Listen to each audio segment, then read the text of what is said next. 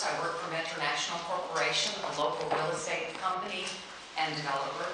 I'm also representing Houston Real Estate Council, which has members that are composed of people from the retail, office, multifamily, residential sector, and then also based on my experience at the city. I've served on Joint Referral Committee nearly 15 years, and so I do have some background, and I support the changes to the amendments.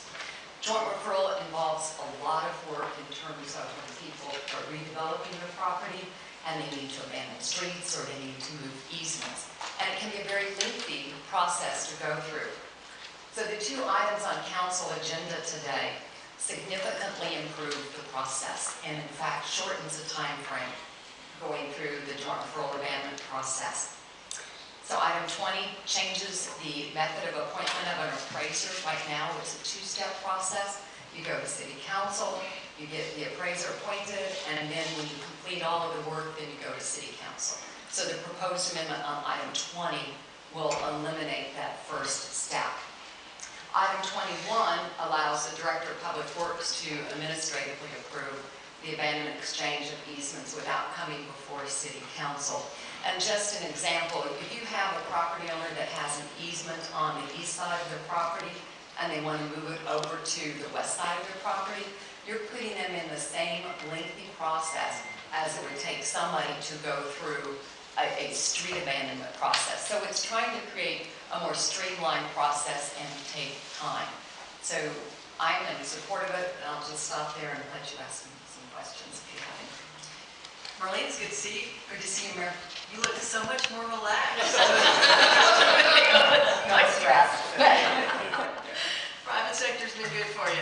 Chair recognizes Councilmember Kubash. Thank you for coming, Marlene. So you're saying it'll take one of the steps out. It won't have to come to council first. You're saying it just goes, it'll go to the appraisers. No, that's correct.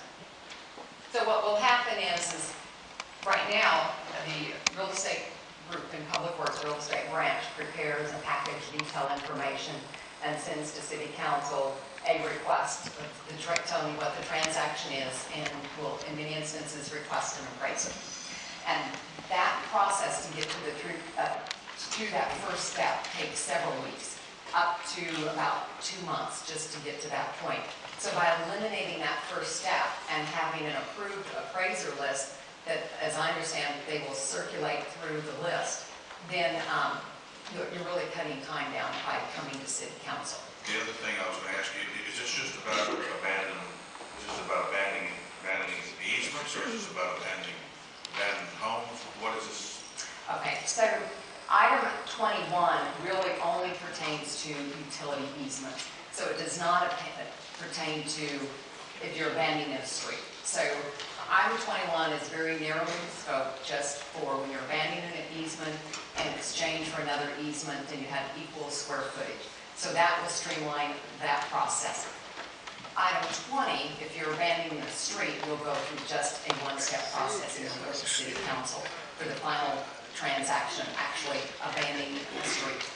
Well, one of the questions, that I was asked is, what's the hurry? I mean, it's only, what, we're going to add 2 or 3 more weeks to it? No, actually, we believe it will be several weeks. It will be more than 2 or 3 weeks. Okay.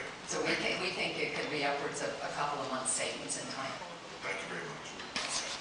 Marlene, there would still be an approved list of appraisers. That's correct. And council members would still submit names of appraisers. You have to be certified.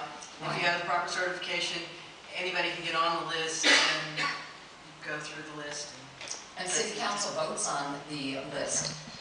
So City Council will submit a name. So it would do it once a year instead of one by one by one by one. Correct.